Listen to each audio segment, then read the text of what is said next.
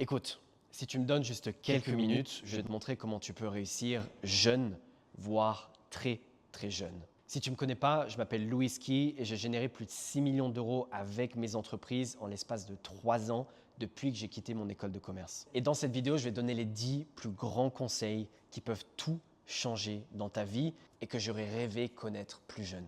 Le premier conseil, c'est de prendre des risques asymétriques. Prendre des risques asymétriques, ça veut dire prendre des gros risques. La vérité, c'est que si aujourd'hui tu as moins de 28 ans, tu n'as rien à perdre. Tu as zéro risque, tu n'as pas de famille à gérer, tu n'as personne à ta responsabilité. Si demain tu perdais tout, il ne se passerait rien, tu pourrais retourner chez tes parents, tu aurais à manger. Bref, le risque n'existe pas.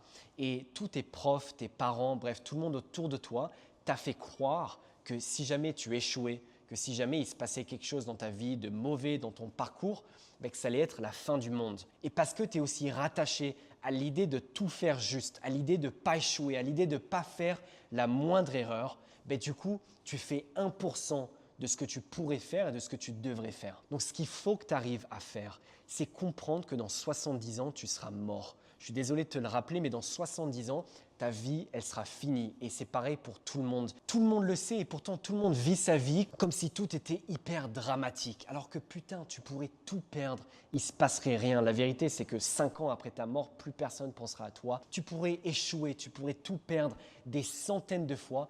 Au final, ça n'aurait aucun réel impact sur ta vie. Les seules choses qui existent, les seules choses qui sont réelles, c'est ta santé, ta famille, les gens qui t'entourent et ta femme. Le reste, on s'en fiche. Si jamais demain tu perds tout ton argent, on s'en fiche. Évidemment, tant que tu as des parents qui vont t'accueillir chez toi. Alors je te promets une chose, c'est que le jour où tu te détaches, le jour où tu vois la vie comme un jeu vidéo et que tu as une manette qui contrôle tout ce que tu fais et que tu n'as plus peur de perdre, c'est là où ta vie deviendra exceptionnelle. C'est là où tu te regarderas et tu diras « Putain, là je vis ». Le deuxième conseil que j'ai à te donner, c'est de ne pas suivre ta passion, ne pas suivre ce qui est cool, ne pas suivre des trends, mais suivre tes compétences avec enthousiasme. Suivre ses compétences, ça veut dire se regarder dans une glace et comprendre où est-ce que tu es bon. Comprendre, est-ce que déjà tu es quelqu'un d'extrêmement intelligent ou est-ce que tu es quelqu'un de moyennement intelligent? Parce que rien que répondre à cette question changera tout vis-à-vis de ce que tu vas faire. Si tu n'es pas très intelligent, tu vas lancer un business simple.